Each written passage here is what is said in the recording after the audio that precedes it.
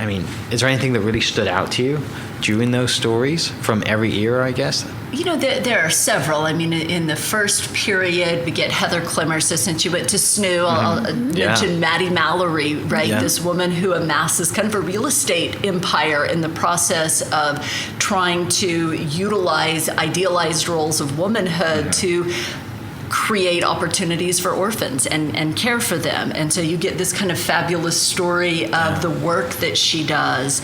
But then you also get a look at Native women who are using the tools that are available to them to try and protect and promote tribal sovereignty. And that's one of the things we see across the centuries is women in different ways. That Rachel Caroline Eaton is focused on reform within a tribe, looking at education opportunities and engaging in broader affiliations to try and promote those changes. And then you jump ahead to LaDonna Harris in our last section, really embracing ideas of how she can make these connections to foster change and protect the rights of Indigenous people.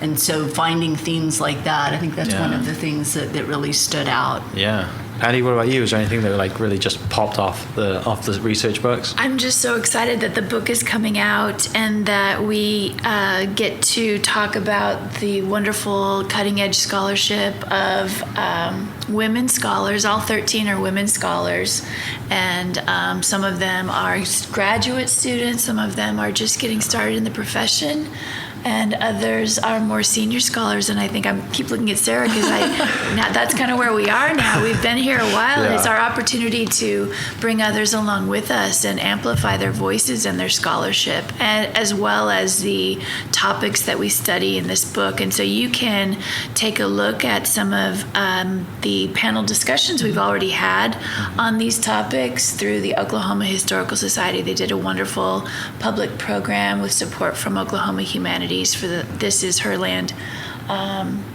in the fall, but it's available on YouTube all the time.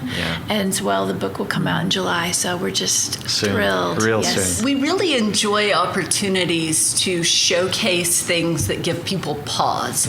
And so when you think about, for example, the Equal Rights Amendment, and Oklahoma was one of the battleground states, and so one of our chapters by Chelsea Ball looks at a woman who is a Baptist minister's wife, and she's this staunch advocate for the Equal Rights Amendment, right? And so again, it's Oklahoma. There are all of these different. You don't necessarily think of conservative minister's wife becoming an advocate of the Equal Rights Amendment, but she was. And so making those kinds of interesting connections, or looking at how the civil rights movement played out so very differently in Oklahoma than many parts of the country. So not just looking at people like Ada Lois Scipio Fisher and Clara Luper. My chapter is actually about a very little known woman, a white woman who ends up in a mental institution in Norman for 5 years because she tried to sell her house to a black man, right? So you have these sort of... Tell us the time period. 1963 to A 1960. lot sooner than most people realize. And so it's just so... These aren't all stories of uplift. She doesn't have a happy ending. But it really allows us to look at how these regional variations and moments of opportunity, that kind of interplay there, and how you see these women. And the book doesn't take you exactly where you expect it to. I think when you see the title and you look at who we're examining in the book. And so that's been one of the fun things.